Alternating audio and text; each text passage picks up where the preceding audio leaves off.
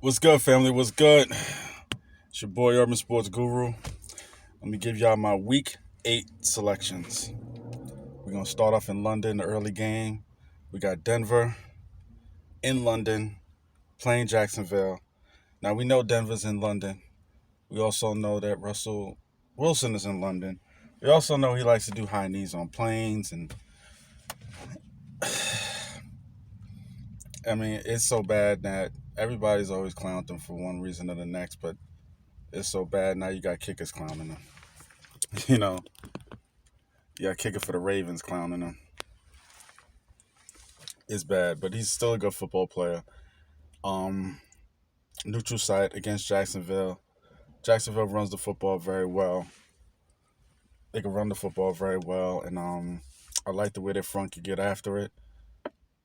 But doing all of that, if Denver loses this game, and I think it's been reported that Hackett's job is on the line, I think he's going to get fired eventually, regardless, because it looked like the job is too big for him. This is why people had trepidation. They didn't think it would be this bad, but people have had trepidation as far as about the Broncos this year because coaching matters. But I like Denver to at least win this game. Prolong Hackett's firing for at least a week. Um, we have Carolina on the road against Atlanta. Carolina's they fired their coach, got rid of their best player. Sat down two quarterbacks, and they beat Tampa Bay and the Bucks. And as bad as Carolina is, the defense has played, I'm saying, decent this year. And as bad as Carolina is, if they win this game, they'll be in first place.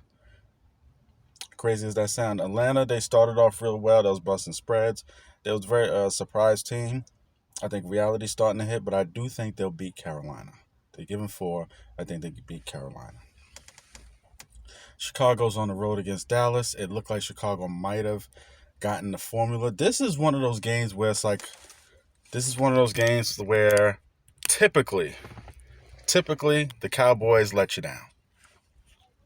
This is that week where the Cowboys let you down. Typically. Because you look at it just from a football perspective and you just think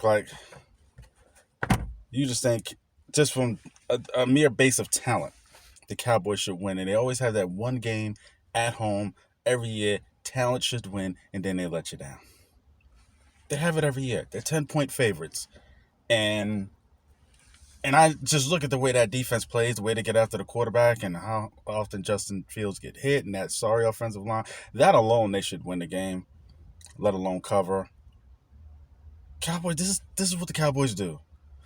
This is that Cowboy letdown right here, and all that Cooper Rush shit is gonna come back because Dak's starting. This is not Cowboy hate. I'm just telling you what it is. This happens every year. I like Chicago, just for that reason and alone. Miami has Tua back. I'm happy to see that he's healthy.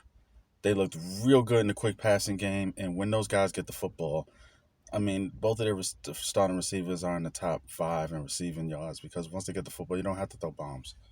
Like, catch them if you can. That's how difficult it is. Detroit, I want to see Detroit get back in the swagger of things, offensively at least. Defensively, they was at least putting a lot of pressure on the quarterback and doing things on the line of scrimmage, but they're not even doing that anymore. They played pretty well last week, outside for a couple of mistakes. That was a close game against Dallas. But Miami is just a supremely talented football team, and Detroit just isn't really stopping anybody.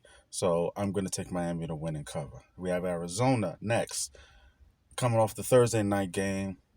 When they beat New Orleans. So that means they've had extra preparation to go into Minnesota and play against Kirk Cousins, who they've had extra preparation because they had a bye. So you had your mini bye, they had a full bye, and Minnesota's home. They're 6-1 or 5-1. I'm going to take Minnesota for the simple fact that I like Minnesota on both sides of the ball, just the talent on both sides of the ball. I don't like Arizona on both other side of the ball. I don't. I mean, getting Hopkins back is a good look. I think it's going to be a high-scoring game. But I just think that Minnesota's defense will make a play or two, and that'll be the difference in the ball game. We have the Vegas Raiders with a 1.5 favorites on the road in New Orleans. New Orleans had extra time because they played last Thursday. Um, if Vegas is gonna get it together for a consecutive amount of games, this is their run. You're playing against Andy Dalton now, not Jameis Winston, but Andy Dalton pulled the Jameis Winston back-to-back pick sixes. Um, I like the way the Raiders would be able to get pressure on Andy Dalton, and New Orleans defense is not what it's been in the past few years. So the Raiders are going to be able to score some points. I like the Raiders. We have New England with Mac Jones starting with that fiasco that Bill did last year, starting him, then pulling him for Zappy, and I don't know what Bill was thinking. Bill outsmarted himself. Then Bill outsmarted himself. They're on the road in New York. Now Jets are winning, barely letting their young QB throw the football. Now Brees Hall blew an ACL. They made a trade for Jacksonville to get a running back. Um, New England's defense is playing well. They're getting good pressure on the quarterback with Matt Judon. Um, I see a close football game. I see a close football game with Mac Jones getting the win and kind of reclaiming his starting spot back. I like the Patriots. We got Pittsburgh on the road in Philly. Philly giving 11. Philly's coming off a bye. They're home. Philly, they checked all the boxes and they went and got Robert Quinn.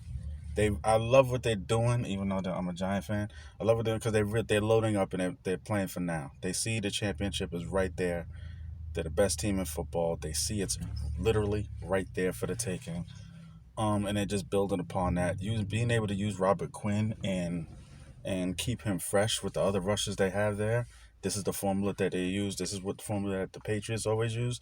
This is the formula that they used a couple of years ago when they won the championship, and they're doing it again. They're doing it again. They're doing it again. They're really loaded.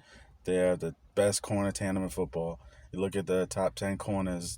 Their corners are each of them are ranked in the top 5 as per Pro Football Focus. That's crazy. So they'll be able to match up against Pittsburgh. They're due for a letdown. That's why I think Pittsburgh will cover, but Philly will still win the game. We got Tennessee on the road against Houston. Now Ryan Tannehill has an ankle issue. He's gonna try to gut it out. Look like it's gonna be a game time decision. I think he's doing everything he can to gut it out because he don't want that other kid to start a game. And I understand why you don't want that other kid to start a game. Tennessee seemed to got it back in order. They're winning. But if that other kid Malik, I'm forgetting his name, he gets in the game, he might not get his job back. I'm just saying. Understand something. Ryan Tannehill did this to Marcus Mariota. So he knows what it is to be on the other side. Now, he's the quarterback. It's not like he's not playing well. Injury. And it's not like he can't do some of what this other kid can. Is that this kid can do the running and the spectacular run as a runner so much better. He's a much better thrower of the football, of course, but I wish him the best. Nonetheless, I think Tennessee wins. They're giving 2.5 on the road. We have San Francisco with no Deebo Samuel on the road against the Rams. Rams have had a bye, a much needed bye, and being at home, plus having the bye, the Rams beat them all the time in the regular season. And thankfully for the Rams, the 49ers beat the Rams all the time in the regular season. They can't stop Deebo. Thankfully for the Rams, Deebo won't be playing. I don't think it'll make that much of a difference. Jimmy G just has a comfortability outside of the fourth quarter against the Rams in the NFC Championship game. He just has a real comfortability of just getting right against the Rams. Real comfortability. I don't see that changing. I like the 49ers. Then we have my Giants going all the way to Seattle. To play the Seahawks. I think my Giants are going to have to show up that run defense, especially on the edges. They're going to have to score some points. They're going to have to because the Seahawks are going to score some points. Guys are going to have to catch the football, and they're going to have to score some points. They have a great young corner. I like the way he's playing. But the rest of the offensive line is going to have to stay pat, but they're going to have to show up that run defense. My Giants show up that run defense, they'll be 7-1. Taking my squad. Green Bay on the road against Buffalo. Buffalo's at home with a bye. Here's my stone cold lock. Buffalo don't give a fuck about what the hell you're going through, what's going on in your locker room, what teammates you want to throw under the bus. The Bills don't care about none of that. They're gonna beat a mule shit in you. They're gonna stomp a mud hole in you. This is what they do. I like Buffalo. Then we got Cincinnati on the road. They're missing their young receiver. However, he's not the only receiver they have. They got two others. They got a good tight end. They still got Joe Mixon on the road against Cleveland. Cleveland will make it interesting, but Joe Burrow is balling. The offensive line is giving up lesser amount of pressure. I like Cleveland. I like Cincinnati on Monday night. Those are my week 8 selections. Hit the like, hit subscribe. Let me know what you think. It's your boy, Urban Sports Guru. I'm out. Salute.